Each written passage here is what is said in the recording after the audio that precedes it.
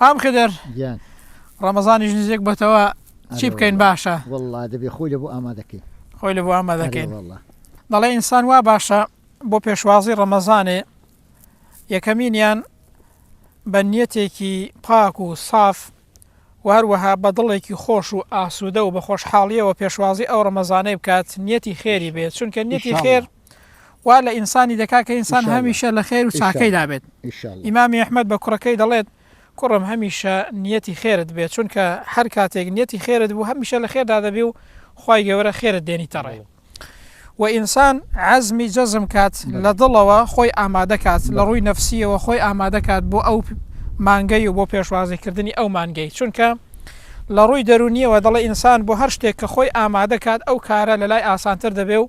باشتریش کارەکەی ئەنجام دەدات. جا ئینسان دەڵێ دڵی خۆی صاف کات بۆ پێشوازی ئەو مانگەی دەگەڵ خوای گەورە دڵت صافکەی ئینشاءالله یعنی بگەڕێەوە بۆ لای خوای پەروەردگار تەواو ڕوو لە خواکەی ئینشاءالله و لەگەڵ خەڵکی دڵت صافکەی ناخۆشی و شتێک لەگەڵ کەسێکی هەبێت دڵی خۆی بەرامبەری صاف کاوگەرنی هەموو کەسێک ئازاکات. بۆچی لەبەرەوە ئینسان بە دڵێکی صاف و پاک بچێتە ناو ئەو مانگەی سوود لەو مانگەی ببینێت و دڵی خۆی پاک کاتەوە بەشک و خوای گەورەش قەڵەمی عەفو بێنی پێ بکات قەڵەمی عەفو بێنی بەسەر گوناه و تاوانی هەموو لایەکماندا. ئەنجا ئینسان دەڵێ عەزمی جەزم کات عیبادەتی زیاتر دەکات چاکتر ڕوو دەکاتە خوای گەورە. ئەنجا پلان و بەرنامەیەکی هەبێ بۆ ئەوەی سوود لەو مانگەیە و لەو کاتەی ببینێت چونکە ژیان دەرفەتە بەخوای دەرفەتە ناگەڕێتەوە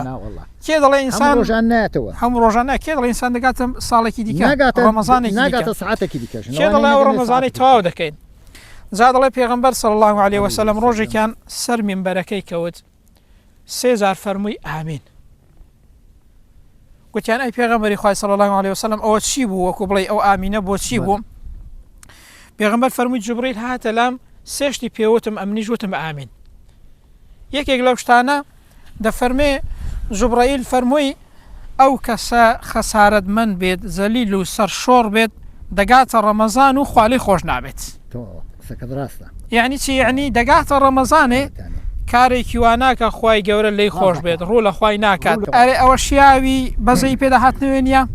شیاوی گلەی لێکردنێ نیە کابرا بگاتە ڕەحمەتی خوای گەورە بگاتە لێ خۆشببوونی خوای گەورە بگاتە ئەو مانگە پیرۆزەیەی خوا دەرگای بەهەشتێت بۆ واڵاکات دەرگای دۆزەخێت لەسەر داخات شەیتانەکانت بۆ کۆت و زنجیرکە دەوەرەجات و بەرەو خوای گەورە نەچی شیاوی گلەی نییە و کەسە ئێمەگە هەنگاونێن چی بکەین دەبێ هەنگاو بنین خوای گەورە دەرگایەکەی بۆ کردوویەوە تۆپەکە لە ساحی ئێمەیە یعنی پێمانی فەرمووە ئێوەش دەی فەرمون هەنگاو بنێن ڕاستە یعنی هەنگاو بنێ بەرەو خوای گەورە بڕۆ یعنی هەنگاو بنێ کاری چاک بکە یعنی هەنگاو بنێ ڕوو لە خوای گەورە بکە عیبادەت و تاعەتی زیاتر بکە یعنی خوای گەورە دەرگای بۆ خستوویە سەر پشت معقولە تۆش هەنگاوێکی نەنەی